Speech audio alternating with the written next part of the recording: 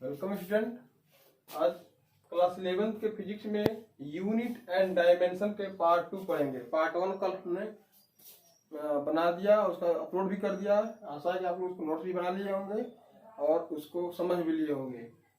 Part 2 में use of dimensional equation के बारे में पढ़ेंगे। यानी डायमेंशनल इक्वेशन जो है उसकी क्या यूज है, इसका 3 मेन यूज है, इसके बारे में आपको जानना होगा। और इससे क्वेश्चन भी 1-2 नंबर के एग्जाम में आ जाते हैं। पहला है conversion of one system of unit into another, यानी एक सिस्टम के यूनिट को दूसरे सिस्टम के यूनिट में कन्वर्जिंग करता है। डायमेंशनल फार्मूले के हेल्प से हम एक सिस्टम से एमकेएस सिस्टम को हम सीजीएस सिस्टम में कन्वर्ट कर सकते हैं, या सीजीएम सिस्टम को हम एमकेएस में कन्वर्ट कर सकते हैं डायमेंशनल फार्मूले के हेल्प से। सेकंड यूज है checking the correctness of various formula. कोई फार्मूला आपको लिख कर दिया है, ठीक है, तो उसको आप चेक कर सकते हो डायमेंशन के हेल्प से कि जो फार्मूला है वह करेक्ट है या नहीं है। ठीक है, फार्मूले का यदि आपको कोई फार्मूला लिखा है, डाउट हो कि ये फार्मूला सही है या नहीं, तो आप दोनों लेफ्ट हैंड साइड और राइट हैंड साइड दोनों का डायमेंशन लिखोगे। दोनों साइड का डायमेंशन यदि सेम आता है तो वो फार्मूला क्या आपका करेक्ट है। ठीक है। थर्ड है डेरिवेशन ऑफ फार्मूला। कोई फार्मूला है, ठीक है, उसको हम डेराइव कर सकते हैं, यानी वो फार्मूला किन किन फिजिकल क्वांटिटीज पर डिपेंड करता है, उनके बीच हम रिलेशन फाइंड कर सकते हैं। ठीक है, तो ये 3 तरह के यूज होते हैं। हम तीनों तरह के यूज पर हम न्यूमेरिकल प्रॉब्लम सॉल्व कराएंगे, दिखाएंगे एग्जांपल के तौर पर, आपको समझ में आने लगेगा। तो ये डायमेंशन फार्मूले का 3 यूज, एक conversion of one system of unit into other system of unit, एक सिस्टम के यूनिट को अदर सिस्टम ऑफ यूनिट में कन्वर्जिंग करना, एक पहला यूज हो गया। सेकेंड यूज है कि checking the correctness of formula, various formula या एनी फार्मूला, किसी फार्मूले का करेक्टनेस जो हम चेक कर सकते हैं। ठीक है। थर्ड है कि डेरिवेशन ऑफ फार्मूला, यानी किसी फार्मूले को हम डिराइव कर सकते हैं। देखो 3 यूज, पहला फार्मूला चेक करना, दूसरा फार्मूला को डिराइव करना, और तीसरा एक यूनिट को दूसरे यूनिट में बदलना। ये तीनों हम डायमेंशन के हेल्प से कर सकते हैं। ठीक है, एक एग्जांपल मैं ले रहा हूं।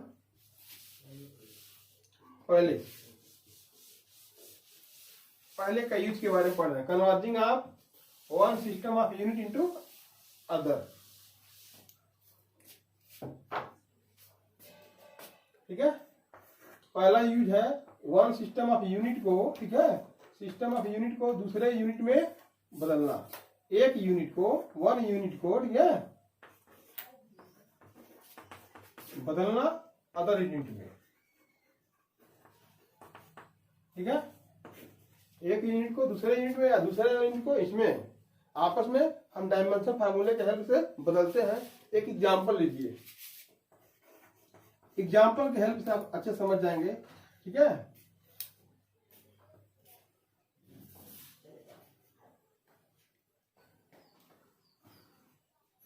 फाइंड द, या फिर कन्वर्ट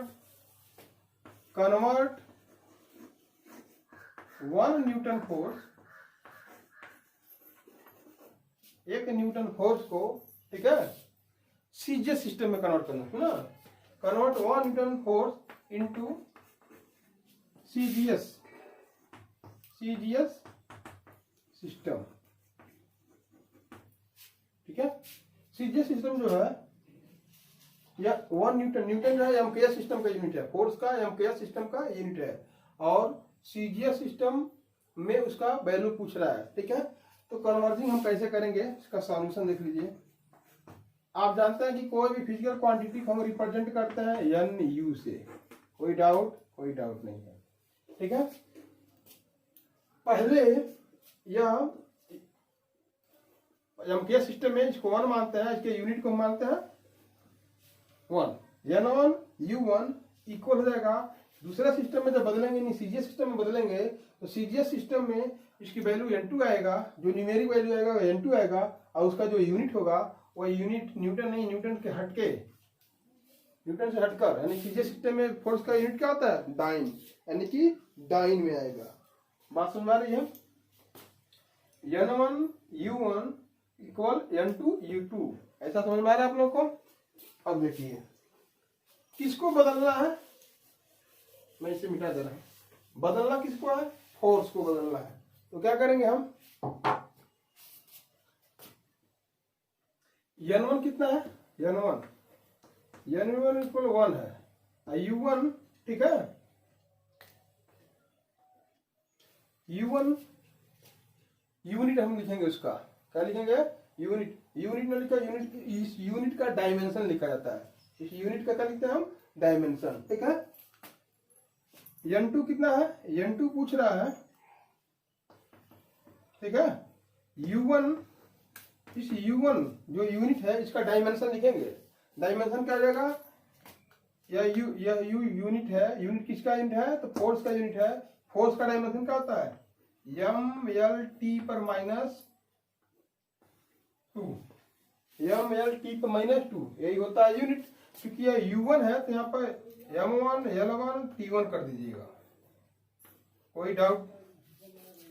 फिर से अब बचेगा आपका u2 जो होगा यूनिट, वो भी फोर्स का ही यूनिट होगा। देखिए u1 और u2 दोनों फोर्स का ही यूनिट होंगे, एक सीजीएस में होगा और एक एमकेएस में होगा। तो दोनों यूनिट का डायमेंशन सेम होगा। डिफरेंस क्या करना है, देखिए यहाँ पर ये भी फोर्स का यूनिट है, तो फोर्स का डायमेंशन क्या होगा? mlt पर -2। अब यहाँ पर चूंकि ये u1 के लिए 1 1 1 लिखे हो, तो u2 के लिए हम m2 l2 t2 लिखेंगे।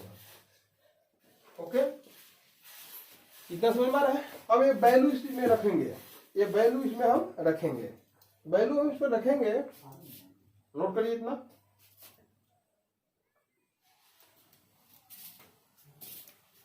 नोट करो, स्क्रीनशॉट ले लो तब तक, ठीक है। मैं इस क्वेश्चन को मिटा दे रहा हूं।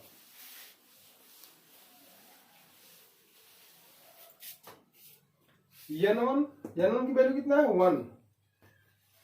u1 की वैल्यू कितना है? u1 ये जो डायमेंशन लिखा गया है, u1 के जो डायमेंशन है m1 l1 t पर -2। ओके, n2 कितना है?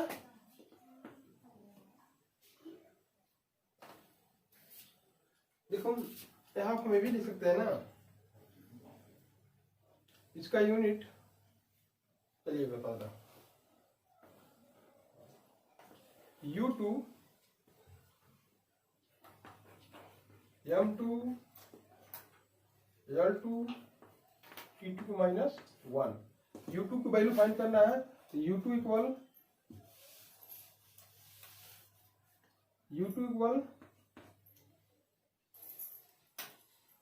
u2 का क्या करेंगे हम? इसको इधर भेज देंगे, तो इधर क्या है आपका? m1 l1 t1 -2 divide by m2 l2 t2 को -2।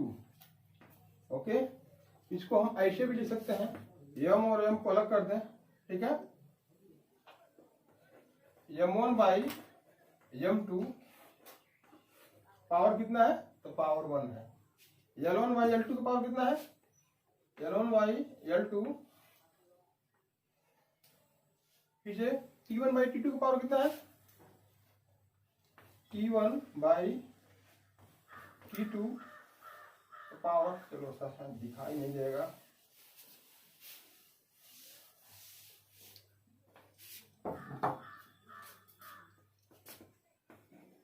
m1 बाई m2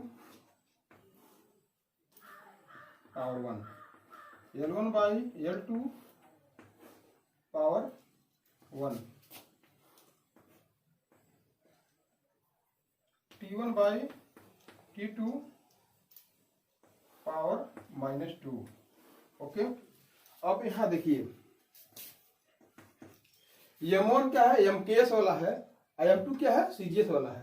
तो mks में मास का यूनिट क्या होता है? किलोग्राम, 1 kg लिखिएगा, ठीक है। और ये क्या है?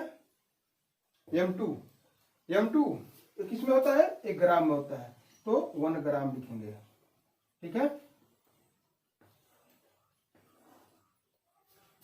यह लेंथ mks सिस्टम, l1 जो है mks सिस्टम का है, और L2 जो है सीजीएस सिस्टम का है। तो L1 क्या है, लेंथ, यानी कि लेंथ का यूनिट क्या होता है, मीटर, और सीजीएस सिस्टम में लेंथ का यूनिट क्या होता है, सेंटीमीटर।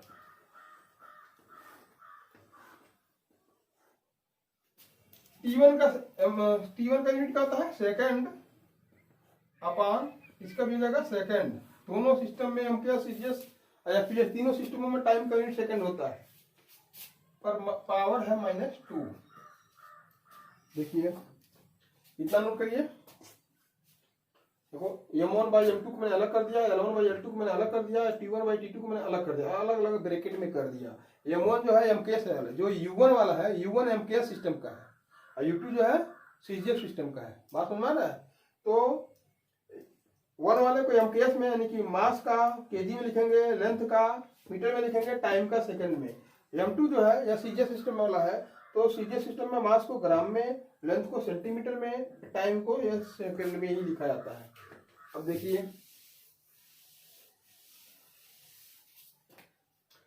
1 किलोग्राम में कितना ग्राम होता है, 1000 ग्राम, अपॉन 1 ग्राम। ये U2 निकालना है। 1 मीटर में कितना सेंटीमीटर होता है, 1 मीटर में होता है 100 सेंटीमीटर, अपॉन 1 सेंटीमीटर। देखिए ये सेकंड से सेकंड खत्म हो जाएगा, बचेगा ना 1, और 1 का पावर कितना है, -2। तो माइनस पावर, देखो पावर माइनस में है, यदि इवन नंबर होता है तो इसकी वैल्यू कितना आता है, इसकी वैल्यू कितना आता है, 1 आएगा।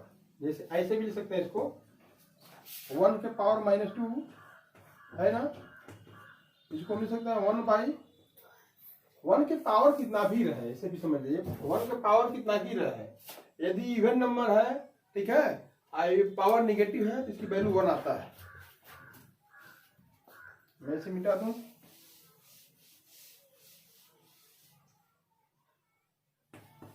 इस ग्राम से ग्राम कैंसिल, बचा 1000, क्या है आपका 100, इसके वैल्यू हो जाएगा 1, मल्टीप्लाई कर दो 1 पर कितने जीरो, 1 2 3 4 5, 1 2 3 4 5, ठीक है। और इसका यूनिट होता है डाइन, याद रखिएगा, सीजीएस सिस्टम में फोर्स का यूनिट डाइन होता है। इसको मैं लिखूं ऐसे 10⁵ डाइन, U2 हो गया। U2 क्या है, सीजीएस सिस्टम का यूनिट। U1 क्या था, एमकेएस सिस्टम का यूनिट। मतलब क्या मिला आपको, 1 न्यूटन जो है वो इक्वल हो जाएगा आपका 1 न्यूटन, कोई हमने बदला तो इतना डाइन निकला है, ठीक है, 10⁵ डाइन। तो यह देखिए कितना बढ़िया यूज हो गया डायमेंशन का। डायमेंशन के हेल्प से हम एक सिस्टम के यूनिट को हम दूसरे सिस्टम के यूनिट में बदल लिए। नोट करिए इसको।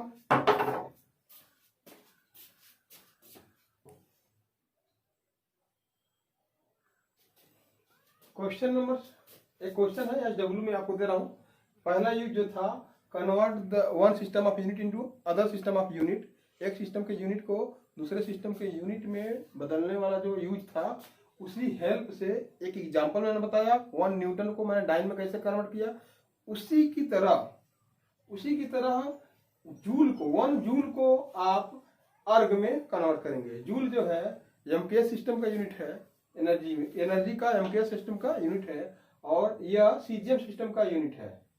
अर्ग सीजीएम सिस्टम का यूनिट है। इसका आंसर आएगा 1 जूल इक्वल होगा 10⁷ अर्ग, ठीक है, इतना अर्ग होगा। ये आप क्वेश्चन खुद कर और ग्रुप में मैसेज करेंगे, ठीक है, ताकि देखूं मैं आप लोग इसको समझ पा रहे हैं कि नहीं। नेक्स्ट यूज है, इसको मैं बताऊंगा नहीं। नेक्स्ट यूज है checking the correctness of various formula.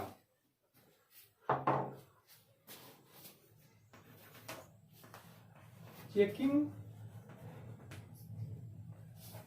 The correctness of various formula.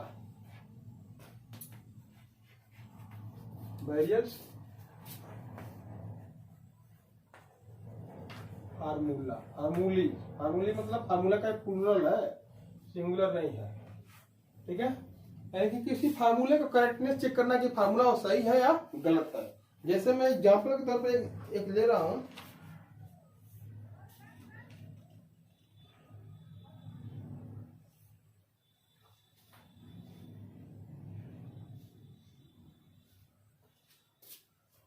एक फार्मूला है टाइम पीरियड टी इक्वल होता है 2 pi under root L by g, ठीक है। इसको चेक करना है, क्वेश्चन मैं बना रहा हूं चेक ना, चेक टी इक्वल 2 पाई, ठीक ना, under root L by G by dimensional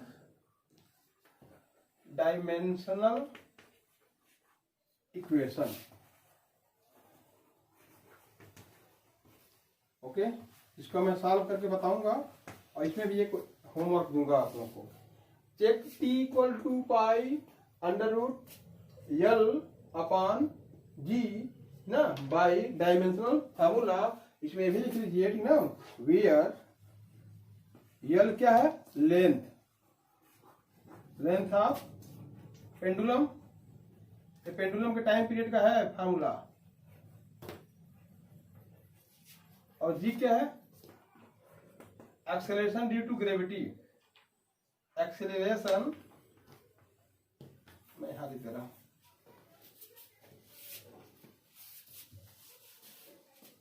जी जो है क्या है, acceleration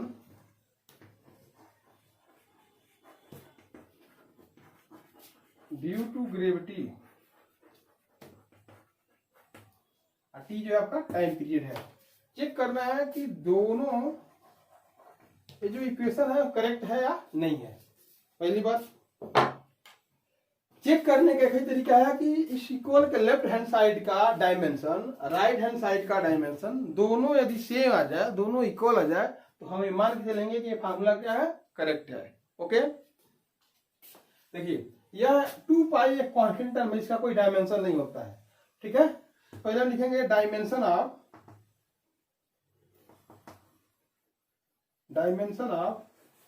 left hand side. Left hand side में क्या है, टाइम पीरियड है, टाइम पीरियड, टाइम का डायमेंशन क्या होता है, केवल टी होता है, क्या होता है, टी। इसको हम केवल जब टी होता है तो इसको हम ऐसे लिख सकते हैं, क्या यम नहीं होता तो यम पर पावर 0, एल भी नहीं है तो एल की पावर 0 और टी लिख सकते हैं ऐसे। फिर से लिखेंगे dimension of right hand side, dimension of right hand side, right hand side में कांस्टेंट टर्म है, इसकी कोई डायमेंशन नहीं होगा, ठीक है। यह है आपका अंडर रूट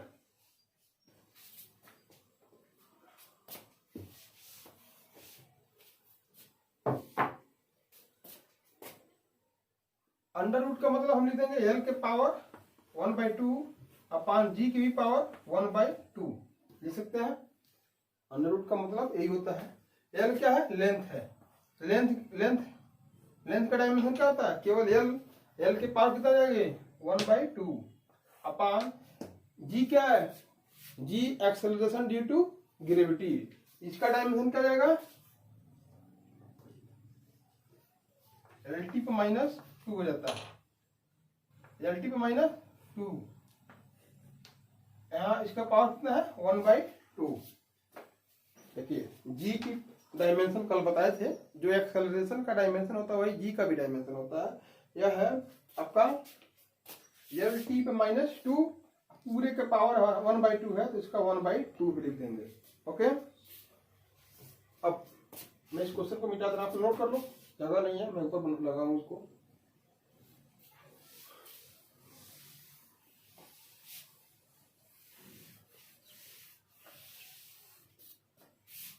एक इसमें प्रिंसिपल ऑफ होमोजीनस डायमेंशन में आता है, प्रिंसिपल ऑफ होमोजीनस। ये क्या होता है कि किसी इक्वेशन का, कोई इक्वेशन दिया है, उस इक्वेशन के लेफ्ट हैंड साइड का डायमेंशन और राइट हैंड साइड का डायमेंशन हमेशा क्या होता है, इक्वल होता है, ठीक है। और वो इक्वल करेंगे तो वो समझ जाएंगे कि वो इक्वेशन क्या है, समझ जाइए वो इक्वेशन करेक्ट है। इसको मैं सॉल्व कर रहा हूं, यहाँ पर एल की पावर 1/2 अपान, इस ब्रेकर को मैं तोड़ूं यल के पावर 1/2 इंटू टी पे पावर कितना है -2 और इसका पावर 1/2। इस 2 से 2 कट जाएगा, इस L/2 ऊपर जाएगा तो इसमें से माइनस हो जाएगा, यानी कि 0 हो जाएगा। L पर पावर 0 हो गया, टी पर बचा कितना है, टी पर बचेगा आपका -1, ये ऊपर जाके जाएगा +1। L 0 है, टी पर +1 है, यम नहीं है तो यम हम 0 ले सकते हैं। यह डायमेंशन हो गया राइट हैंड साइड का, ठीक है।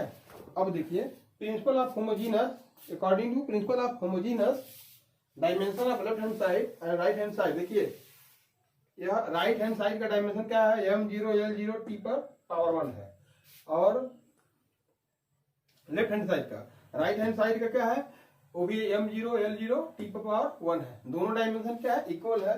जब दोनों डायमेंशन जब इक्वल आ जाएंगे तो हम कहेंगे कि दोनों जो इक्वेशन है वो क्या है, करेक्ट है। लेफ्ट हैंड साइड का डायमेंशन, राइट हैंड साइड का डायमेंशन दोनों यदि सेम आते हैं तो इक्वेशन क्या है, करेक्ट है। रिलेशन क्या है और फार्मूला क्या है, करेक्ट है। ओके, लिखेंगे dimension of left hand side equal dimension of right hand side. Equal है कि ना, hence equal 2 pi under root L/G is correct. क्या होगा फॉर्मूला, ये फार्मूला है, ठीक ना, ध्यान लीजिए फार्मूला हैंस, ठीक है। जो फार्मूला है T = 2 pi under root L/G, ये क्या हो गया, करेक्ट है। तो इसी फार्मूले को हम करेक्टनेस को चेक कर लीजिए, किसकी हेल्प से, डायमेंशन की हेल्प से, ठीक है। इस पर भी मैं क्वेश्चन आपको दे दे रहा हूँ, इसको भी करके आप लोग ग्रुप में डालिएगा, नोट करना तो नोट कर लीजिए।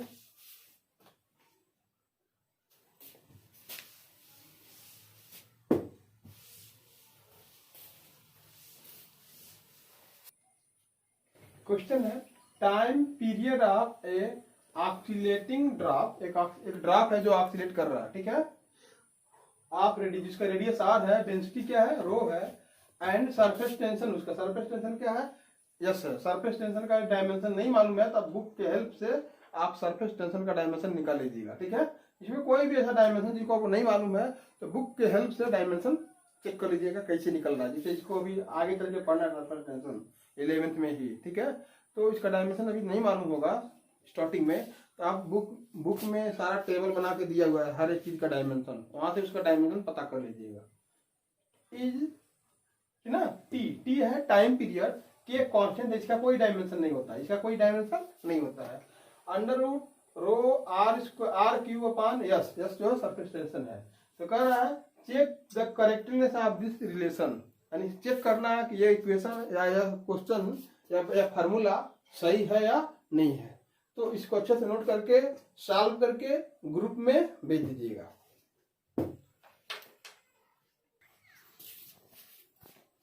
थर्ड यूज है डेरिवेशन ऑफ फार्मूले। फार्मूले का डेरिवेशन हम डायमेंशन के हेल्प से फार्मूले का डेरिवेशन कैसे करेंगे। उसमें एक क्वेश्चन है, देखिए एग्जांपल के तौर पर मैं लिया हूँ एक question, derive an expression for time period T of a simple pendulum, यानी कि एक सिंपल पेंडुलम के टाइम पीरियड के लिए डिराइव करना है फार्मूला या एक्सप्रेशन जिसका टाइम पीरियड कितना है, टी है, ठीक है।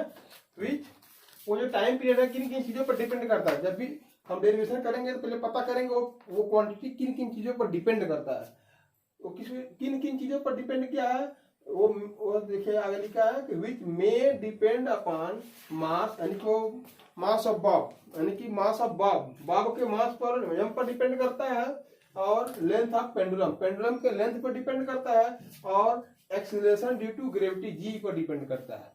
देखिए यह सिंपल पेंडुलम है, यह बॉब है, इस बॉब का मास एम है, और इसका जो लेंथ है एल है, और acceleration due to gravity G, ठीक है। यानी एल पर, एम पर और जी, ये तीनों पर डिपेंड करता है क्या, इसका time period T. Time period T इस पर भी डिपेंड किया, इस पर भी डिपेंड है और इस पर भी डिपेंड है, ठीक है।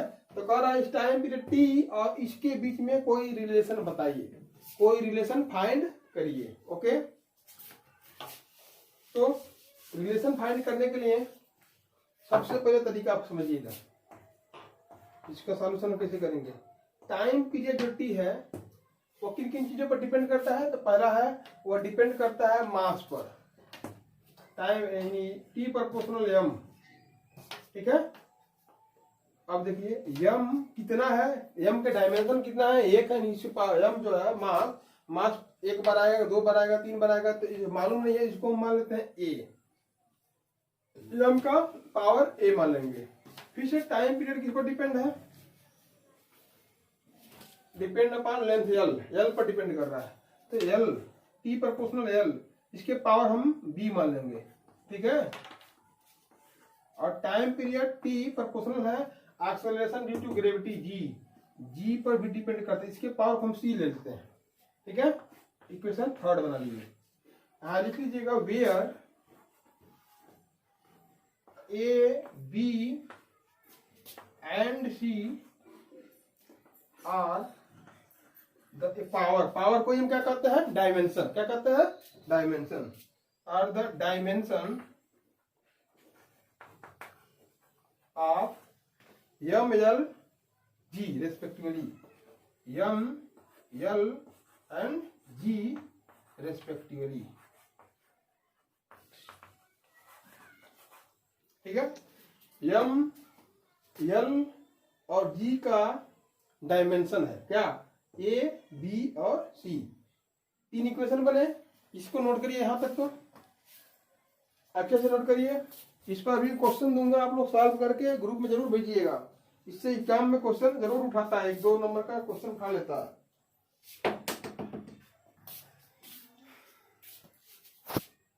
नोट करिए इसको, ठीक है। अब मैं आगे बढ़ रहा हूं,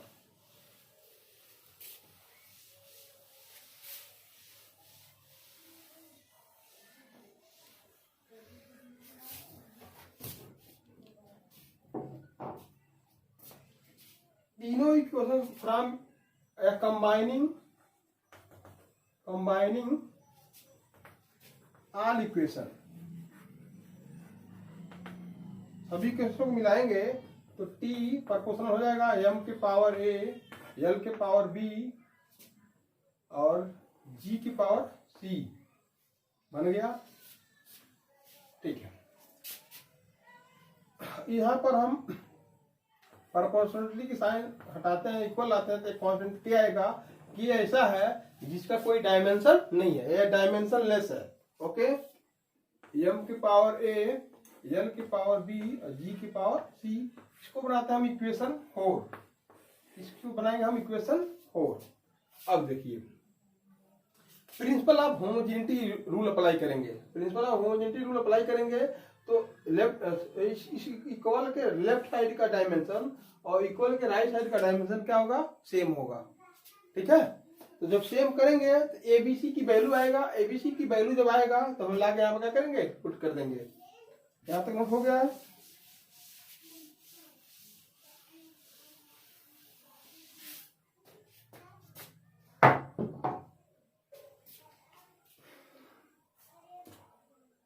principle of by the principle of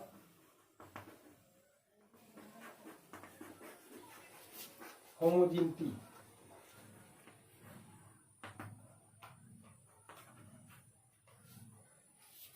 principal of homogeneity का रूल अप्लाई करेंगे तो लेफ्ट साइड का डायमेंशन जो है इसका क्या होगा, एम नहीं है, एम के पावर 0, एल नहीं है, एल के पावर 0, टी है, टी की पावर 1। यह कांस्टेंट टर्म है, इस कांस्टेंट टर्म के डायमेंशन लेस है, उसका कोई डायमेंशन नहीं है, उसको छोड़ देंगे। यह मास है, मास का डायमेंशन क्या आता है, एम का पावर ए, एल क्या है, एल लेंथ है, लेंथ का डायमेंशन क्या आता है, एल के पावर बी। यह क्या है,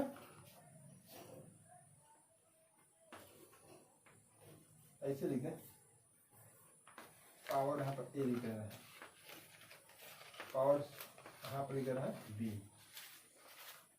जी क्या है, एक्सेलरेशन ड्यू टू ग्रेविटी, इसका डायमेंशन एल टी पर -2, इसका पावर क्या है सी। ठीक है, आगे मैं इसको लिख रहा हूँ m0 L0 T m power a L के पावर b। देखो यहाँ पे जब ब्रैकेट तोड़ेंगे तो L का पावर c भी हो जाएगा। ठीक है, L के पावर c और t के पावर, ऐसे भी कर दें, इसको अंदर भेज दे रहे हैं। ठीक है, b इसको भेज दे रहा हूँ अंदर, a यहाँ भी अंदर ही रहने दीजिए। अकेले जो सिंगल है उसको अंदर रहने दीजिए, यहाँ दो टर्म है तो इसको बाहर रखिए। ठीक है, यहाँ b है। ठीक है, यम के पावर a है तो मास लिख देंगे, इस पावर लिख दिए। यल का डायमेंशन लेंथ का यल होता है, इसका जो पावर है उसको लिख दिए। जी के डायमेंशन एल टी पे -2 होता है और इसका पावर क्या है सी, तो पूरे का पावर हम क्या कर देंगे सी। ब्रैकेट तोड़ेंगे तो यल का भी सी हो जाएगा, यहाँ पर देखना यल का पावर क्या है सी, और टी यहाँ पर इसका मल्टीप्लाई हो जाएगा तो 2c -2c हो जाएगा। ठीक है, अब क्या करेंगे, इसमें जो एक जैसा है उसको मिला लेंगे। यम कहीं है इसमें नहीं है, यम पावर a, यल इसमें कितना है, यहाँ पर b पर भी है और c पर भी है, यल पर पावर b भी है, यल पर पावर c है, यल पर पावर हम b + c कर देंगे। और t अकेले है, t कहीं है नहीं, लिख देंगे t पर पावर -2c। और इधर क्या है m0 L0 T। अब दोनों के डायमेंशन से कंपैरिजन करेंगे। यहाँ m के पावर कितना है 0, यहाँ m के पावर कितना है 0। ठीक है, सॉरी m के पावर a है और m के पावर 0 है, तो a की कंपैरिजन करेंगे तो a की वैल्यू कितना आएगा, a की वैल्यू हो जाएगा a बराबर हो जाएगा 0 के। यहाँ पर l के पावर कितना है b + c किसके इक्वल हो जाएगा, यहाँ पर l की पावर कितना है 0 के। और यहाँ पर टाइम जो है, यहाँ टाइम के पावर कितना है 1, यहाँ पर टाइम कितना है, टाइम के पावर कितना है -2c इक्वल हो जाएगा 1। इतना नोट करिए, कंपैरिजन किए हैं। यहाँ m के इक्वल, यहाँ 0, यहाँ m पर पावर 0 है, यहाँ m पर पावर a है तो a इक्वल 0 हो जाएगा। यहाँ l के पावर b + c है, यहाँ l के पावर 0 है तो b + c, यानी कि इसका पावर b + c इक्वल हो जाएगा 0 के। t पर पावर -2c है, यहाँ t पर पावर 1 है, कुछ नहीं है तो 1 है, तो -2c इक्वल हो जाएगा 1 के। नोट करिए इतना। अब देखिए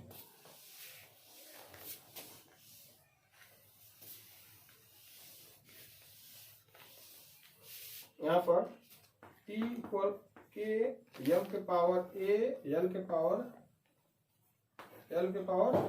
b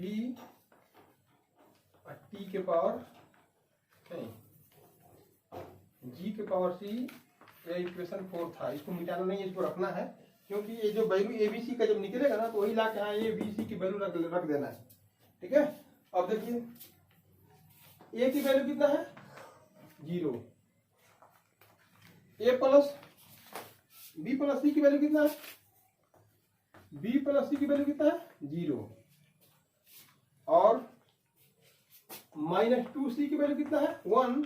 यहाँ से हम सॉल्व करें, c की वैल्यू कितना जाएगा -1/2, इसको हम भेज देंगे इधर -1/2।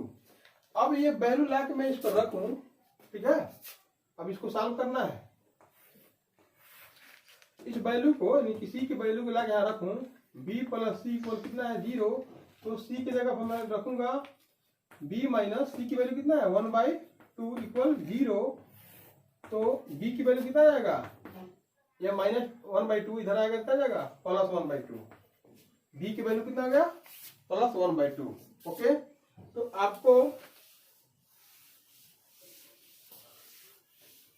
देखना है, पहले से इक्वेशन 4 है, मैं इसको मिटा नहीं रहा हूँ, इसको मैं नीचे लिख दे रहा हूँ। फिर से यही चीज मैं नीचे लिख दे रहा हूँ, t इक्वल के एम ए एल की पावर बी जी की पावर सी, इसको इक्वेशन 4, इस इक्वेशन 4 को मैं यहाँ रखूंगा। ठीक है, जरा देखिए पूरे इक्वेशन में ए की वैल्यू कितना निकल गया सॉल्व करने पर, जो नीचे 3 इक्वेशन मिले थे, यानी कि ए इक्वल 0, बी प्लस सी इक्वल 0 और -2c इक्वल 1। -2c से सी की वैल्यू निकल जाएगा -1/2, ए वैल्यू मैंने इसमें रख दिया तो बी की वैल्यू निकल जाएगा +1/2, ए की वैल्यू ऑलरेडी 0 निकला ही है। इस तीनों वैल्यू यानी कि ए इक्वल 0 है, बी इक्वल 1/2 है, सी इक्वल -1/2 है। इस तीनों वैल्यू ठीक ना क्या करेंगे, रखेंगे किसमें, इक्वेशन 4 में, यानी पुटिंग क्या लिखेंगे हम, पुटिंग इतना इन इक्वेशन 4। इक्वेशन 4 यही है ना, यहाँ पर जब हम इक्वेशन 4 में रखेंगे तो एक जगह क्या रखेंगे, एक जगह पर 0 रख देंगे, इसको मैंने 0 रख दिया। बी की जगह कितना है 1/2 और सी की जगह क्या है -1/2। ठीक है, और रख दिया मैं इक्वेशन 4 में ला के रख दिया। ये इक्वेशन 4 है, एक जगह पे मैंने क्या किया, एक जगह ए था, एक जगह मैंने 0 रख दिया। यहाँ पर बी था, बी की जगह मैंने 1/2 रख दिया और सी की जगह मैंने -1/2 रख दिया। ओके, m की पावर 0 का मतलब 1, एम खत्म हो गया, एम है ही नहीं इस फार्मूले में, एम है ही नहीं। टी इक्वल के, ये तो खत्म हो गया, बचा क्या यल। यल जो है 1/2, इसको मैं प्लस में बदलूं तो ये अपान के नीचे आएगा तो जी 1/2 है, ये -1/2 नीचे आएगा तो जाएगा प्लस हो जाएगा, +1/2, इसको ऊपर ले जाओगे तो जाएगा माइनस हो जाएगा। कोई डाउट नहीं। यहाँ पर 1/2 का मतलब क्या आता है, ये लिखेंगे 1/2 का मतलब क्या आता है, अंडर रूट यल। ये 1/2 का मतलब भी क्या आता है, अंडर रूट जी। इसी को मैं ऐसे लिख दे रहा हूँ, टी इक्वल के, ए भी अंडर रूट में, ए भी अंडर रूट में, तो एक सिंगल अंडर रूट में करके बड़ा सा L/G लिख दिया। यही क्या है, रिलेशन है। ठीक है, ये टाइम पीरियड का फार्मूला निकल गया, टी इक्वल के L/G, under root L/G। Experiment से पता चला है कि के की वैल्यू जो होता है 2π होता है। आप यहाँ पर 2π रख दोगे तो टी की वैल्यू निकल जाएगा। आप इतना, आपका आंसर इतना ही सही है, यही एग्जाम में आप इतना ही लिखेंगे, यही आपका आंसर है। ठीक है, टी की वैल्यू मालूम है तो लिखना एक्सपेरिमेंट से, ठीक है। टी की वैल्यू 2π के इक्वल होता है, आप टी इक्वल ही देना, के की वैल्यू 2π के इक्वल होता है तो के की वैल्यू में पुट कर दोगे 2π, तो 2π अंडर रूट L/G, ये आपका फाइनल टाइम पीरियड का फार्मूला मिल गया। आप ये नहीं जानोगे, के की वैल्यू नहीं मालूम रहेगा तो आप इतना ही आंसर लिख देंगे, आपका क्वेश्चन सही है। तो इस तरह से हम डायमेंशन के हेल्प से, ठीक है, फार्मूले को हमने क्या किया, डिराइव कर दिया। नोट करिए इसको। तो मैं एक और एग्जाम्पल एक बताता हूँ। देखिए, ये फिर से मैं बता दूं, आप एग्जाम में इतना ही ला देंगे, आंसर आपका करेक्ट है। ये जो होता है एकदम एग्जैक्ट फार्मूला नहीं ला पाता है, इसके हेल्प से हम एकदम एग्जैक्ट फार्मूला नहीं ला पाते हैं। जो कांस्टेंट टर्म आता है, इस कांस्टेंट टर्म की वैल्यू एग्जैक्ट पता नहीं कर पाते हैं इसके हेल्प से।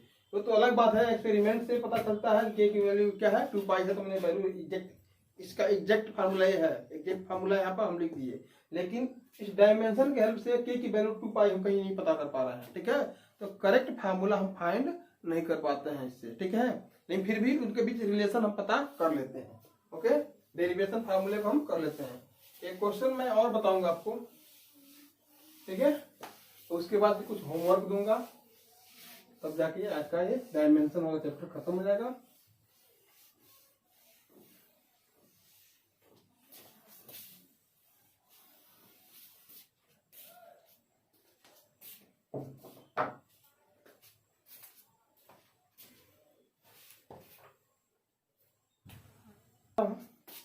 ठीक है, the velocity of wave, water का वेव है, उसकी वेलोसिटी क्या है, v है।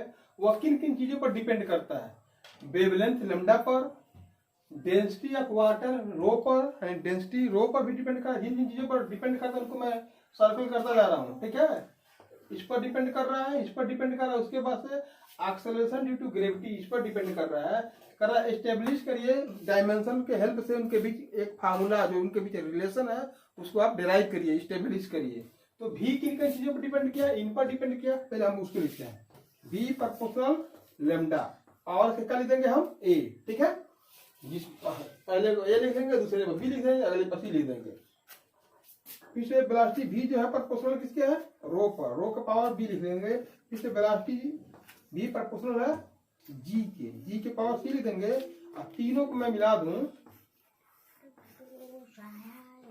तो v प्रोपोर्शनल क्या आ जाएगा, लेमडा के पावर a, डेंसिटी की पावर b, g की पावर c। इतना नोट करिए। तो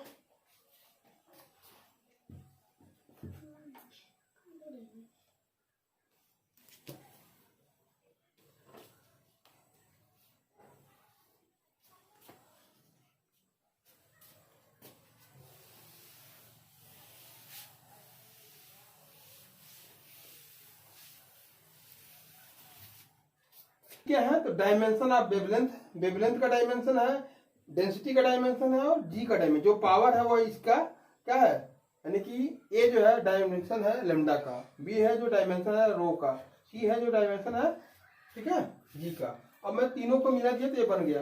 अब यहाँ पर इक्वल की साइन लाऊं तो भी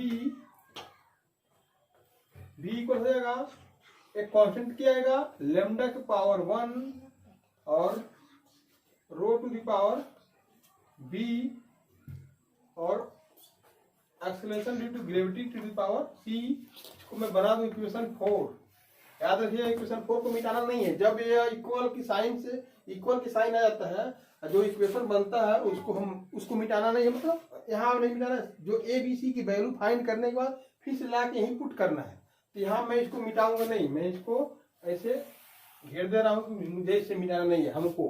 आप लोग नोट कर लीजिएगा यहाँ तक नोट हो गया, ठीक।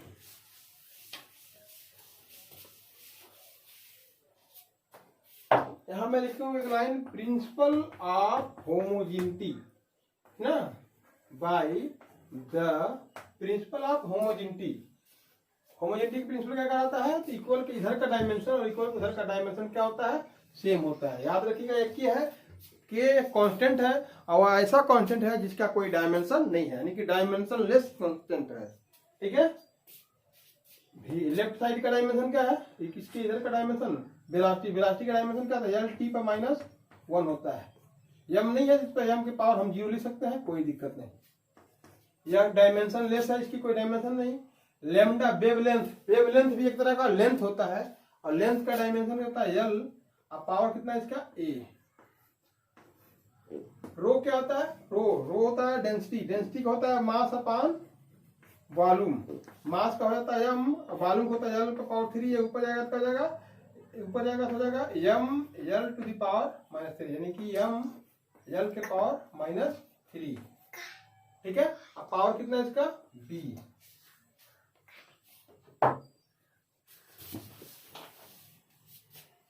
g acceleration due to gravity है, एक्सेलरेशन का डायमेंशन क्या होता है, एल टी पे पावर -2, पावर इसका क्या है t, ओके। अब मैं इसको सॉल्व करता हूं, m to the power 0 L T पे पावर -1 इक्वल, यहां पर इस ब्रैकेट को तोड़ूंगा मैं, इस ब्रैकेट के पूरे के पावर है b ना, b इस पर भी आ जाएगा, m पर भी आ जाएगा, b हो जाएगा, l पर भी l पर -3 b हो जाएगा, आपस में मल्टीप्लाई हो जाता है। इस ब्रैकेट को मैं तोड़ूंगा, अंदर आएगा तो l के पावर c और t के पावर -2c, ओके। इसको मैं l पर, यहाँ l एक बार लिख दिया, l का पावर कितना है, एक बार a है, a लिख दिए, और -3 भी है, -3 भी लिख दिए, यहाँ पर भी l है प्लस c, यह हो गया आपका l का, ठीक है। इसी तरह से m का पावर कितना है, b ही है केवल, और कहीं m दिख नहीं रहा है। t की पावर कितना है, यहाँ पर -3 भी और यहाँ पर -2c, ओके। m की पावर यहाँ पर 0, l t पर पावर -1। कंपैरिजन करेंगे, यहाँ m के पावर कितना है 0 और यहाँ m के पावर कितना है b, तो b की वैल्यू कितना आ जाएगा 0 हो जाएगा, ओके। l की पावर यहाँ पर कितना है एल की पावर जो है इसको लिखे हम a माइनस 3b प्लस सी। यहाँ एल की पावर कितना है 1, कुछ नहीं है तो 1 है, वैल्यू हो गया इसका 1। और t की पावर आपको कितना है minus 3b minus 2c equal, यहाँ पर t की पावर कितना है -1। तो सब में माइनस है तो आपस में क्या हो जाएगा, ये बन जाएगा 3b प्लस 2c इक्वल 1 हो जाएगा। इतना नोट करिए आप।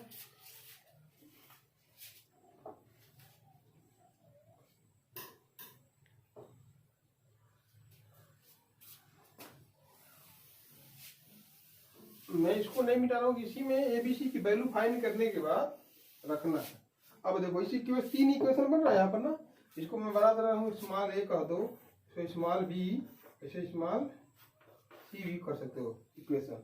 इसको हम सॉल्व करेंगे तो यह वैल्यू इसमें रखेंगे, ठीक है, नहीं इस वैल्यू को मैं इसमें रख देना है।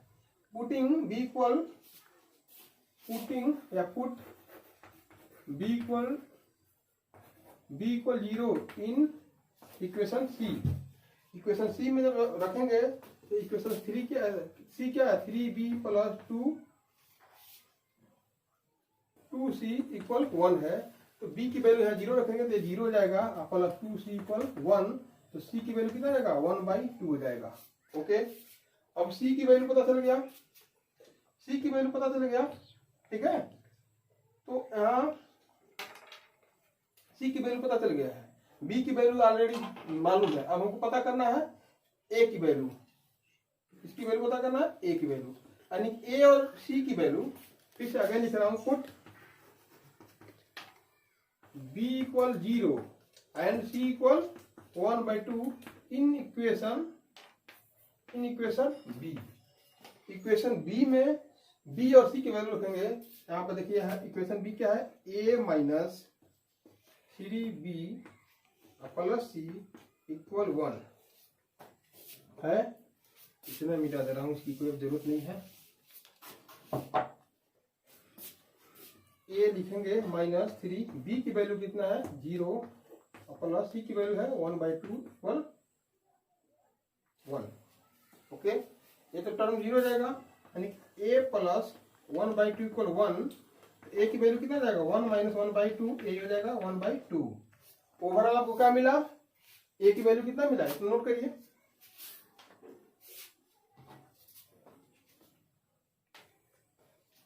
इतना नोट हो गया। अब मैं यहां लिखूंगा इसके बाद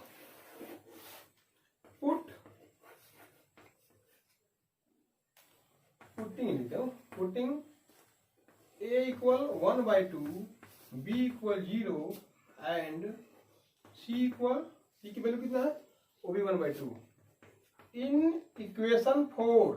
इक्वेशन 4 जो मैं बचा के रखा हूं, इतना नोट करिए, नोट करिए इसको। ठीक है, अब मैं इसे मिटा दे रहा हूं।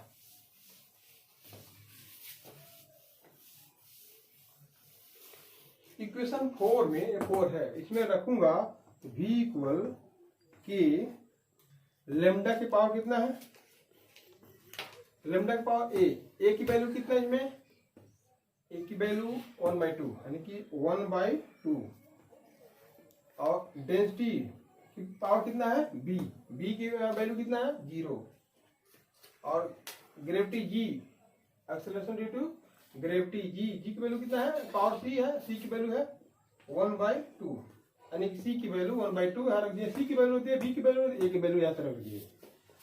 यहाँ पावर 0 मतलब ये खत्म हो गया, मतलब खत्म, तो इसकी वैल्यू 1 हो जाता है। तो बचा क्या आपका k, लेमडा के पावर 1/2 को हम अंडर रूट में लिख सकते हैं, इंटू इसकी वैल्यू 1 हो जाएगा, इंटू g की वैल्यू ए भी अंडर रूट में हो जाएगा, ए भी अंडर रूट में, ए भी अंडर रूट में है, तो इसको मैं मिला दूं तो के अंडर रूट जी लेमडा लिख सकते हैं या लेमडा जी लिख सकते हैं, ठीक है। ये आपका वेलोसिटी का फार्मूला बन गया। यहाँ देखिए फिर से यहाँ जो कांस्टेंट है, या कांस्टेंट का कोई एग्जैक्ट वैल्यू हम डायमेंशन के हेल्प से नहीं पता कर पाते हैं, ठीक है, लेकिन फिर भी काफी हद तक उनके बीच रिलेशन हमको सही सही ये बता देता है। नोट करिए इतना। तो हर क्वेश्चन में, हर यूज ऑफ डायमेंशन के जो है जितना यूज है उसमें हर एक यूज में एक एक होमवर्क दिया हूँ। यहाँ फिर से मैं एक होमवर्क दे रहा हूँ, ठीक है। The frequency of vibration F, frequency से एफ से भी दिखा सकते हैं, न्यू से भी दिखाया जाता है और एन से भी दिखाया जाता है। अलग अलग बुकों में आप एफ से यहाँ पर लिखा है, एफ से ही दिखाइएगा, ठीक है। मे डिपेंड्स अपॉन, किन किन चीजों पर डिपेंड करता है? Length L of the string, string के लेंथ पर टेंशन टी, यानी स्ट्रिंग में जो टेंशन है टी पर, है ना। And mass per unit length M, mass per unit length का जब भी डायमेंशन निकालिएगा तो मास का डायमेंशन अपॉन लेंथ का डायमेंशन, तब जाके निकालिएगा मास पर यूनिट लेंथ, यानी एम पर डिपेंड करता है। हाँ, तो कह रहा derive the formula for F, इस एफ का लिए फार्मूला ड्राइव करिए, ठीक है, और भी डायमेंशन की हेल्प से। और इसको कर कर जितना जल्दी हो सके आप लोग इसको सॉल्व करके ग्रुप में अपना पेज पर अपना नाम लिखकर व्हाट्सएप ग्रुप में इसको भेज दीजिएगा। ओके, नेक्स्ट क्वेश्चन है find the dimension of A upon B, A upon B का डायमेंशन पता करना है। इन द रिलेशन दिया है P equal A X plus B T square, where P क्या है? P प्रेशर है, X क्या है? डिस्टेंस है, और T क्या है? टाइम है। तो A का अलग डायमेंशन निकालिएगा, B का अलग, एक याद रखिएगा केवल इस टर्म का डायमेंशन उतना ही होगा जितना इस P का डायमेंशन होता है। इस टर्म का डायमेंशन उतना ही होगा जितना इस P का डायमेंशन, मतलब किसी कोई इक्वेशन है, मान लीजिए प्रेशर का इक्वेशन है, तो इतना प्लस कुछ और है, प्लस कुछ और है, प्लस कुछ और है, जितना कुछ इसमें ऐड होगा सबका डायमेंशन प्रेशर के डायमेंशन के बराबर ही होगा, तभी जाके ऐड होंगे। यानी ये भी प्रेशर का डायमेंशन होगा, इसमें भी प्रेशर के डायमेंशन के बराबर डायमेंशन होगा, ये भी प्रेशर के डायमेंशन के बराबर डायमेंशन होगा। उसके हेल्प से हम ए और बी निकालेंगे, ए और बी का डायमेंशन निकालेंगे, उसके बाद से ए बाई बी का डायमेंशन निकालेंगे। इसको भी करके आप लोग ग्रुप में सेंड कर दीजिएगा, ठीक है। नोट करिए इसको।